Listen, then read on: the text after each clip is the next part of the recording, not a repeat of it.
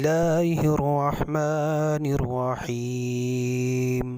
ہم آپ کو مولانا عامر الاسلام کے آفیشیل چینل پر خوش آمدید کہتے ہیں۔ اعوذ باللہ من الشیطان الرجیم، بسم اللہ الرحمن الرحیم۔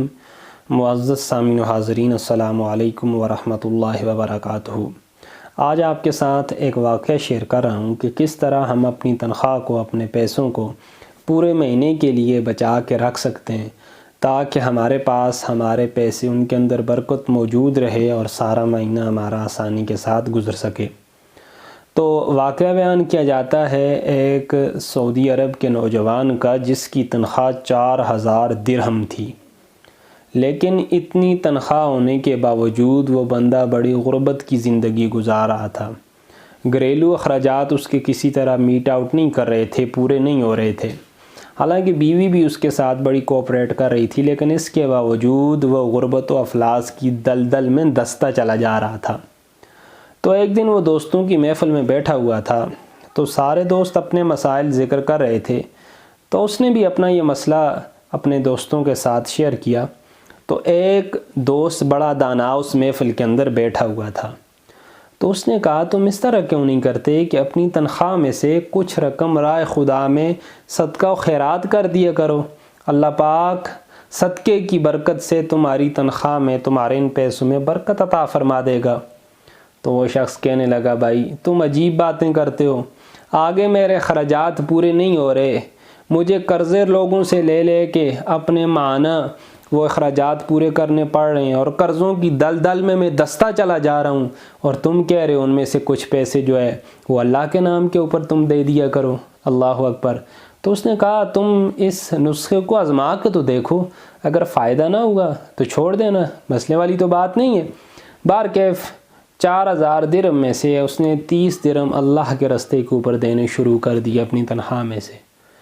تو وہ سعودی نوجوان کہتا ہے کہ میری تو زندگی تبدیل ہو گئی، پہلے وہ زندگی کہ قرضوں کی دلدل میں دستا چلا جا رہا ہوں، پریشانی نے اور ٹینشن نے میرا سارا سکون اکارت کیا ہوا ہے، لیکن جو ہی میں نے یہ نسخہ اپنایا تو میرے ذہن کے اوپر جتنا بھی بوجھ تھا، لیک آف کانفیڈنس تھا، اور جتنے بھی خدشات تھے، وہ سارے کے سارے خدشات اللہ رب العزت نے دور فرما دیے، میرا ذہن پرسکون ہو گیا۔ پھر اللہ رب العزت نے میرے پیسوں میں اتنی برکت عطا کی کہ انہی پیسوں میں سے میں نے کافی حد تک اپنا قرضہ جو ہے وہ اتار دیا۔ اس کے بعد اور اللہ رب العزت نے میری یہ مدد فرمائی کہ ایک پراپرٹی والے کے ساتھ میرا جو ہے الیک سلیک ہو گیا۔ اس کے ساتھ جب گفتگو شنید ہوگی تو میں نے کہا اس طرح کرتا ہوں کہ میں تمہارے لیے کسٹمر ڈھونڈ کے لاتا ہوں، تو تم اس کے ساتھ اپنی ڈیل فائنل کرنا، اور جو اس میں بچت ہوگی، منافع ہوگا، اس میں ہم پارٹنرشپ کر لیتے ہیں، آدھا آدھا جو ہے وہ ہم آپس میں نفع تقسیم کر لیں گے۔ وہ کہتا ہے کچھ ہی دنوں، کچھ ہی مہینوں اور کچھ ہی سالوں کی بات کہ میرے حالات یکسر تبدیل ہو گئے۔ جب بھی میں کسی گاہک کے پاس جاتا تو وہ ضرور میرے لیے کوئی نہ کوئی خیر کا موجب اور باعث بنا کرتا۔ اگر وہ بندہ خود اس پارٹنر میں یا اس ڈیل میں انٹرسٹڈ نہ بھی ہوتا تو کسی دوسرے بندے کی طرف میری رہنمائی کر لیتا۔ تو میں نے اس طرح کیا کہ اس کام میں بھی کچھ حصہ جو ہے اللہ کے راستے میں دینا شروع کر دیا۔ تو اللہ رب العزت نے میرے وہ دن پھیرے، میری وہ تقدیر پھیری کہ پہلے وہ پیسے جو مہینے کے اخراجات، ایکسپینسز میٹ آؤٹ نہیں کر رہے تھے، اب اللہ رب العزت کے فضل و کرم سے نہ صرف میں خود صاحب ثروت اور خوشحال ہو گیا، بلکہ میں دوسرے لوگوں کو دینے والا بن گیا، اور خود میں نے اپنا مکان بھی لے لیا، اور میری جو زندگی کی بے سکونی تھی وہ بے سکونی بھی اللہ رب العزت نے ختم کر دی، میری زندگی کے اندر اطمینان اور چین آ گیا۔ تو اللہ رب العزت کے راستے میں صدقہ دینا، خیرات کرنا، ان سے پیسے کم نہیں ہوتے، ان میں مزید برکتیں آ جاتی ہیں۔ ان سے کوئی انسان مفلس اور محتاج نہیں ہوتا، بلکہ اللہ پاک اس کے لیے خوشحالی کے دروازے کھول دیتے ہیں۔